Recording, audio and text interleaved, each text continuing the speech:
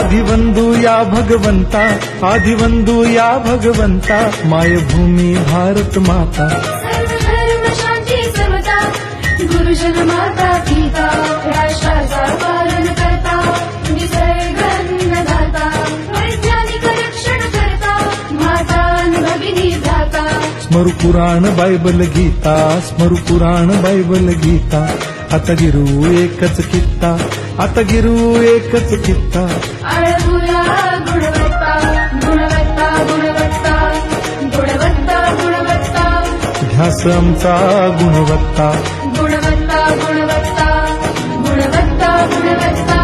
ध्यास आज 17 फेब्रुवारी 2025 रोजी शिक्षक क्षमतावृद्धी प्रशिक्षण 2.0 पहिला दिवस होता आणि खरंच आज तज्ज्ञ मार्गदर्शकांनी आम्हाला खूप सुंदररित्या मार्गदर्शन केले। कोणते गुण आहेत ते गुण हेरून त्याला योग्य मार्गदर्शन करण्याची भूमिका आपली असणार आहे। त्या विद्यार्थ्याला चिकित्सक विचारित सर्जनशीलता म्हणजे काहीतरी नवीन करण्याची संधी त्याला आपण द्यायची आहे। हे एखादी घटना घडली ती अशीच का, इंद्रधनुष्य समोर दिसतं ते काय पडतं काय घडतं हे प्रश्न त्यांनी आपल्याला विचारला पाहिजे। जेव्हा तो प्रश्न विचारणार तेव्हा समजायचं तो चिकित्सकपणे विचार करतोय। आणि सर्जनशीलता म्हणजे काहीतरी नवीन करण्याची क्षमता, काहीतरी नवीन करते त्याला। लहान मुलांसाठी गेम असतात,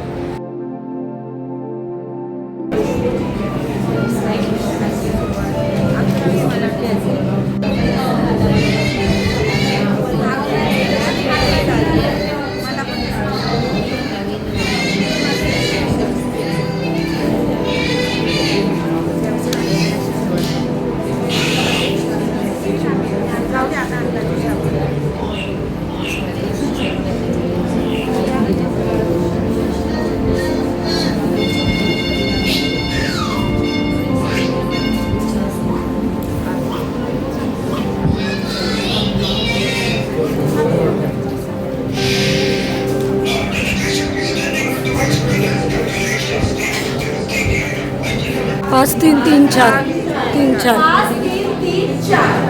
मग त्याच्यामध्ये माझी लसिका आहे पहिला पायाभूत स्तर। आणि आज आपण प्रशिक्षण कधी घेतोय 2025 ला। म्हणजे जर एनईपी तयार झाला, राष्ट्रीय शैक्षणिक आराखडा तयार झाला, राज्य शैक्षणिक आराखडा तयार झाला आणि त्यानंतर आपण आजच्या घडीला हे पहिलं प्रशिक्षण घेतो। हा पहिला टप्पा आहे, पहिलं पाऊल आहे एनईपी कडे आपल्याला घेऊन जाणार आहे। तर आता जे काय तयार झाले, जे काय फिक्स झाले, जे फायनल झालंय ते आपल्यापर्यंत आलंय। पुढे पाठ्यक्रम तयार करणं चालू आहे, पाठ्यपुस्तकांवर काम चालू आहे। ते जसं येत जाईल तेही आपल्यापर्यंत येणार आहे आणि ते लगेच जसं आणि या प्रशिक्षणाचं आणखी एक वैशिष्ट्य म्हणजे वेगवेगळ्या प्रकारच्या क्लॅप, म्हणजे अगदी धन्यवाद क्लॅप पासून आम्ही नवीन पद्धतीच्या क्लॅप खरंच खूप छान पद्धतीने शिकलो।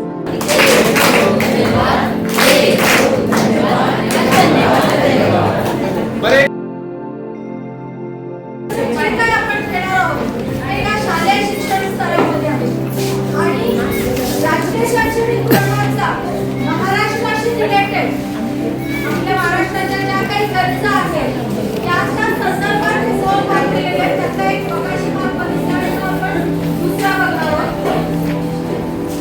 आता हे जे सर्वांगीण विकास हे आपण करतोच आहोत आणि पुढे करणार आहोत।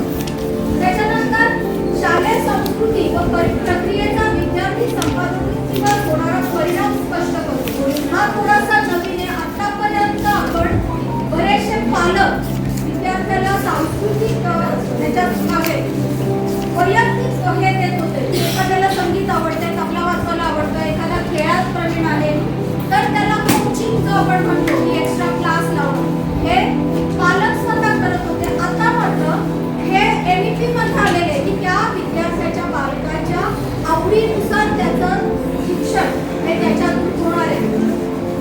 हे जिथे जकास क्लॅप दिल्या, जकास क्लॅप दो सुंदर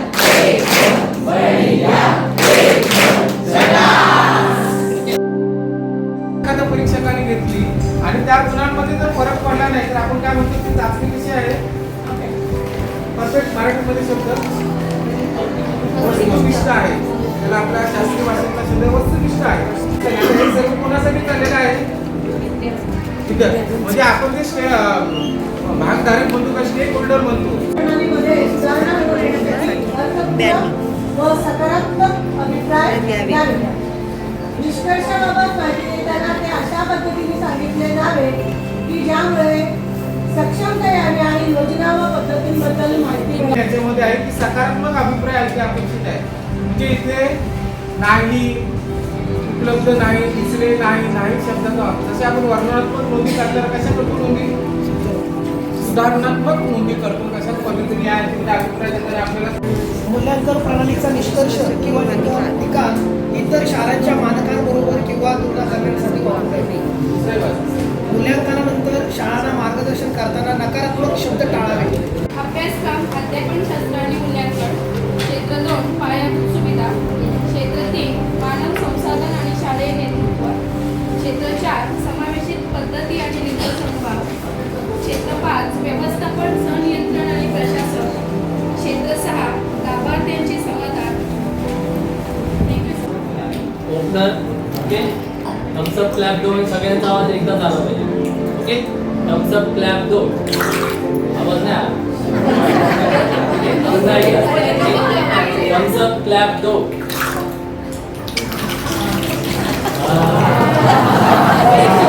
अशा प्रकारचे आजच्या पहिल्या दिवसाचे प्रशिक्षण खूपच आनंददायी पद्धतीने झाले. धन्यवाद.